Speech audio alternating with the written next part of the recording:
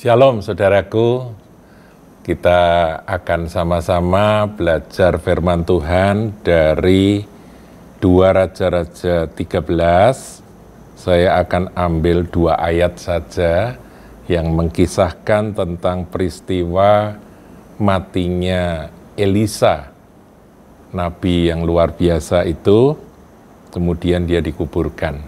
Dan apa yang terjadi setelahnya, kita akan lihat saudaraku. 2 Raja-Raja 13 ayat yang ke-20. Sesudah itu matilah Elisa. Nah, ini menarik untuk direnungkan satu kalimat ini. Beda dengan gurunya, yaitu Elia. Kalau Elia nggak ngalami kematian, saudara. Elia itu dijemput oleh kereta berapi, kemudian dalam angin badai dia dibawa oleh Tuhan, diangkat ke sorga. Nah, Elisa, meskipun pengurapannya tidak kalah dengan sang guru, tapi dia mati, saudaraku ya. Jadi barangkali ini merupakan prototipe ya, kalau Elia itu gambaran dari peristiwa Tuhan Yesus yang naik ke surga, Elisa ini gambaran dari gereja Tuhan, begitu ya. Nah, gereja Tuhan ini mengalami kematian demi kematian, saudara, karena waktu selesai, mati. Tugas selesai, mati, ya. Jadi hamba-hamba Tuhan, rasul-rasul yang hebat-hebat, orang-orang besar yang dipakai Tuhan luar biasa sepanjang sejarah, mati. Tapi mati di dalam iman, mati di dalam pengharapan bahwa suatu saat nanti ketika Tuhan Yesus datang kembali, kita akan dibangkitkan dan kita akan naik ke surga.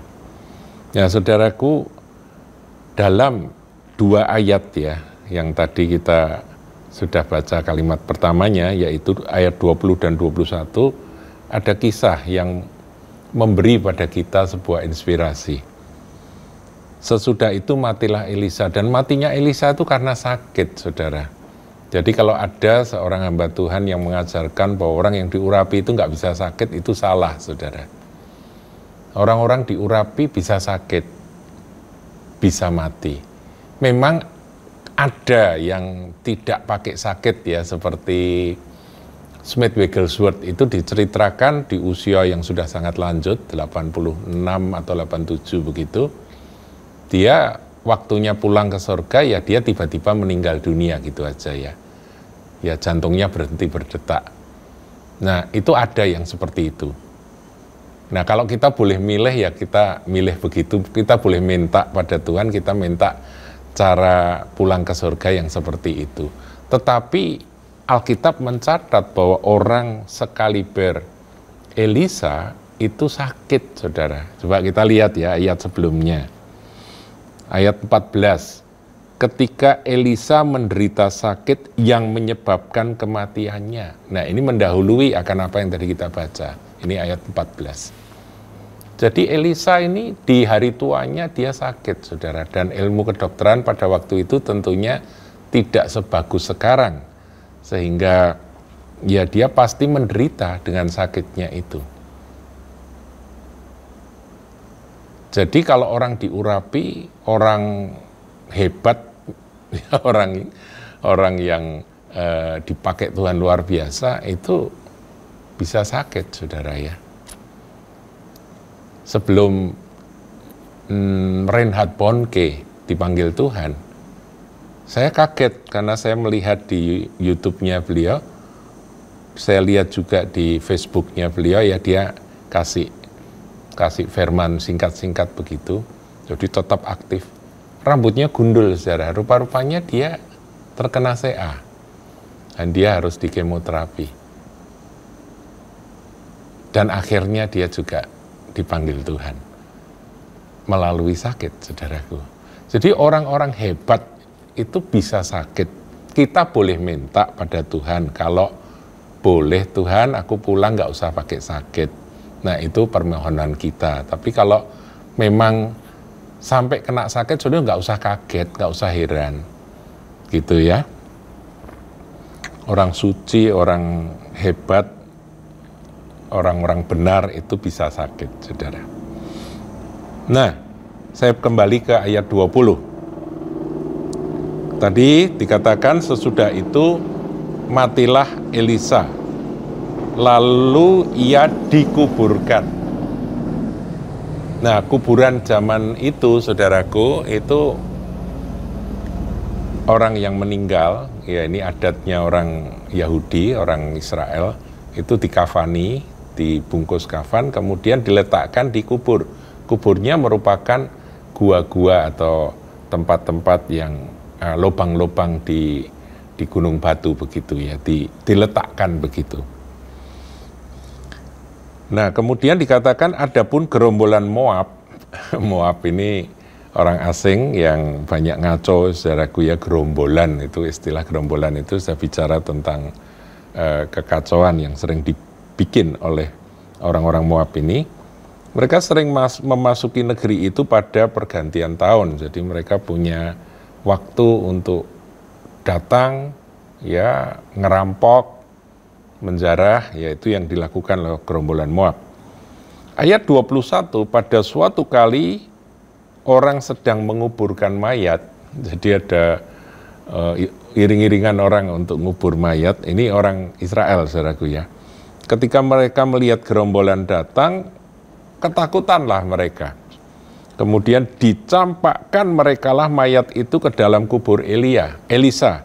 Jadi lihat ada lubang kubur, mereka nggak tahu itu kuburnya siapa, karena ketakutan pada gerombolan Moab itu dilemparkan begitu saja mayat ini.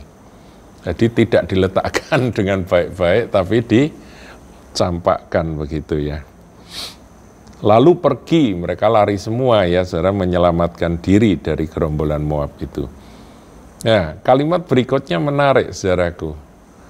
Dan demi mayat itu kena kepada tulang-tulang Elisa, maka hiduplah ia kembali dan bangun berdiri. Jadi mayat itu nempel tulang Elisa, kemudian dia hidup kembali, dan kemudian dia berdiri. Ceritanya nggak dilanjutkan, gerombolan Moab mungkin kocar-kacir ketakutan, saudaraku, karena ada mayat hidup ya. Dan ceritanya ini nggak dilanjutkan bagaimana dengan si mayat yang hidup karena tulang Elisa itu, nempel tulang Elisa, nyentuh tulang Elisa, kemudian hidup, kemudian tidak diceritakan dia pulang ke kampungnya, kemudian ceritanya seperti apa, tidak diceritakan. Tapi ini kisah nyata, saudara, peristiwa yang benar-benar terjadi sehingga dicatat di dalam kitab suci. Nah, pesan apa yang kita bisa petik dari cerita ini? Tadi kita sudah belajar ya, bahwa Elisa orang hebat, Elisa orang diurapi, Elisa orangnya Tuhan, hambanya Tuhan, abdi Allah, bisa sakit dan mati. Jadi itulah memang gambaran dari hidup manusia. Yang kedua,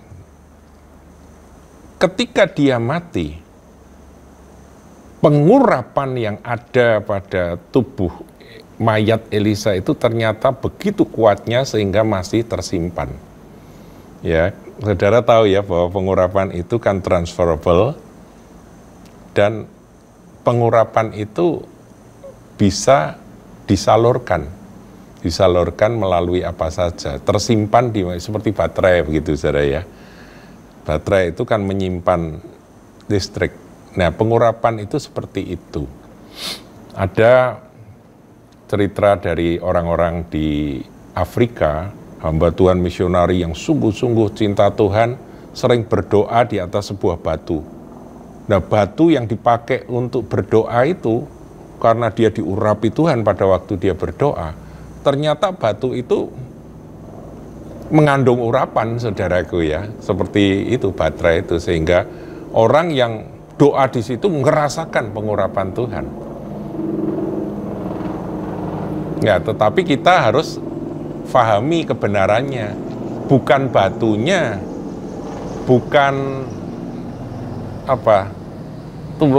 tulang Elisanya yang hebat, tetapi pengurapan dari Roh Kudus itulah yang bikin mujizat, saudara.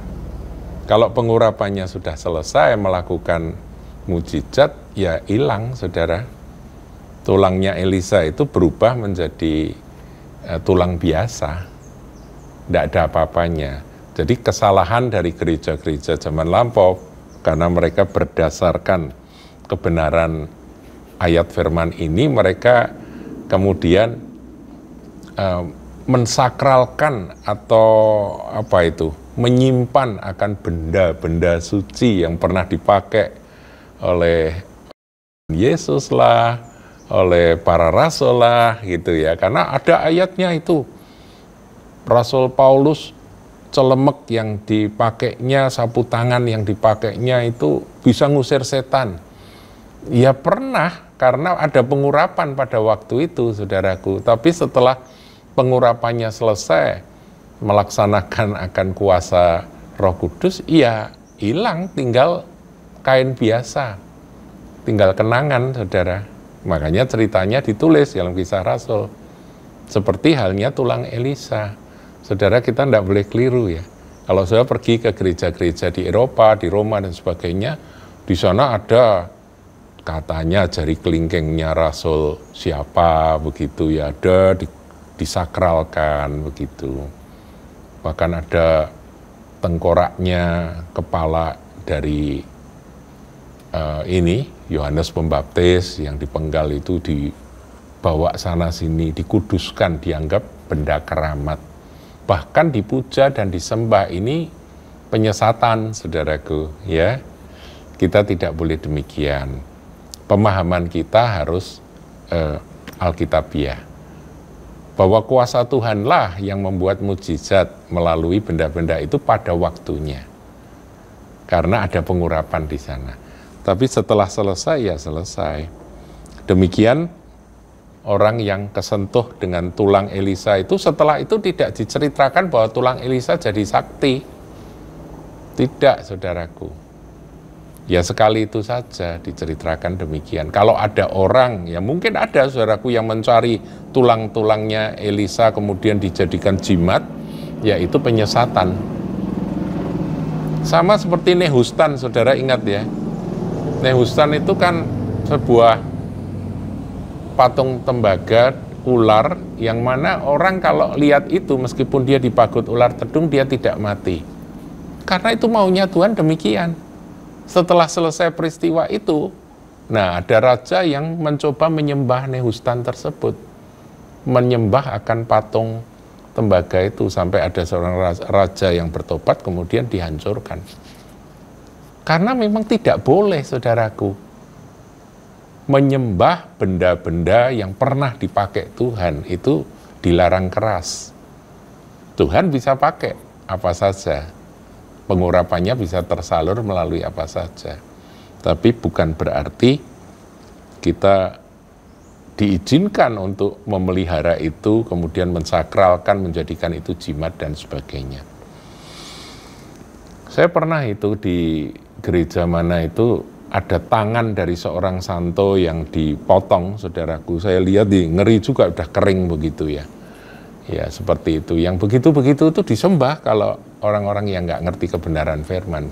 Dijauhkan kiranya kita dari praktek-praktek keliru semacam itu. Nah kemudian pesannya apa, saudaraku, dari kisah Elisa ini?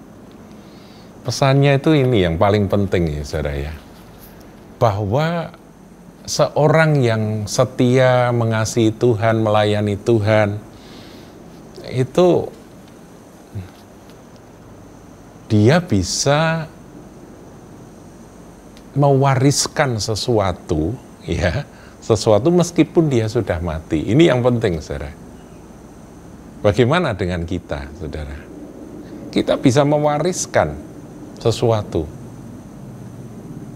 ketika kita sudah tiada. Nah sekarang ini ada banyak cara ya untuk kita memberikan legacy atau peninggalan kepada generasi berikutnya sebelum Tuhan datang. Sekarang ini ada YouTube, ya ada video. Saya diberkati sekali dengan video-video dari Derek Prince, dari Reinhard Bonnke, dari hamba-hamba Tuhan ya, Kenneth Hagin dan sebagainya, sudah bersama Tuhan mereka.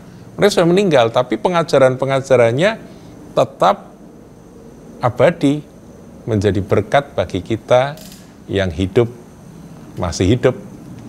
Nah, ini bukankah sebuah warisan rohani?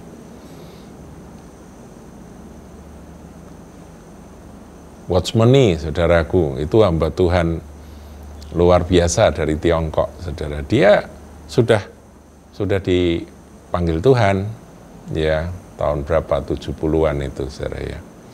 Dia dipanggil Tuhan, di penjara, saudaraku ya, penjara komunis waktu itu. Tapi buku-buku yang ditulis oleh Watchmeni ini menjadi berkat yang luar biasa bagi gereja-gereja Tuhan hari-hari ini. Bagi saya pribadi, saya sebut bahwa Watchmeni itu guru besar saya, saudaraku. Karena dari buku-bukunya, saya mendapatkan pencerahan dari firman Tuhan ini. Dia menyingkapkan kebenaran firman dengan begitu jelas melalui apa yang dia tulis. Nah, ini sama dengan tulang Elisa itu. Elisanya sudah mati, sudah jadi tulang, tapi warisannya itu masih bisa menghidupkan orang mati. Nah, saya benar-benar, saudaraku, menerima akan jamahan Roh Kudus melalui pengajaran-pengajaran yang saya baca dan pelajari dari bukunya Watchmeni, saudara. Itu buku The Spiritual Man, yaitu ada tiga jilid, itu luar biasa sekali. Manusia rohani, saudaraku ya. Kemudian buku Releasing the Spirit, itu remuknya insan, terlepasnya roh, itu luar biasa, itu warisan. Belum lagi yang lain-lain, saudara. Kalau saya baca bukunya siapa itu? Reinhard Bonnke, saudara. Wah, ini orang hebat ini. Ya. Orang luar biasa nih. Pasti di surga dia menerima kan kemuliaan yang luar biasa nih ya, hamba Tuhan satu ini. Bukunya yang itu penginjilan dengan api. Wah, itu kalau saudara membaca, saudara jadi terbakar beneran. Hanya membaca bukunya, roh saudara jadi menyala. Karena memang itu warisan. Jadi seperti Elisa sudah mati, tulangnya itu masih bisa menghidupkan. Ini pesan firman Tuhan, saudaraku. Dari kisah Elisa tadi. Nah, bagaimana dengan kita? Pada suatu saat kita pasti juga akan pulang ke surga. Kalau Tuhan belum datang, saudara, kecuali Tuhan datang, kita akan diubahkan ya. Dan kita akan diangkat. Tapi kalau kita misalnya selesai dengan tugas di bumi ini, apa warisan kita? Berapa tahun yang lalu saya menerima akan suara Tuhan. Tema, aku berhutang. Itu terus terngiang, saudara. Kemudian kita tulis ya di gereja itu ya, aku berhutang gitu ya. Itu benar, saudara. Kita ini utang warisan kepada generasi berikut. Apa yang kita bisa berikan? Jadi, saudaraku, mari kita didik anak-anak kita, generasi berikut ini dengan nilai-nilai, dengan apa yang kita bisa wariskan pada mereka. Bahkan, kalau perlu saudara, beri catatan-catatan nasihat, tuliskan itu. Kalau saudara punya bakat nulis buku, tulislah buku. Saudara berbakat untuk mengajar, ajarkan itu. Sekarang rekam di YouTube atau di mana, saudara bisa lakukan itu. Biar itu menjadi warisan kalau kita sudah tiada. Dan nanti kita akan ketemu di sorga, dan kita puas karena kita sudah membayarkan seluruh hutang-hutang kita. Tuhan Yesus memberkati.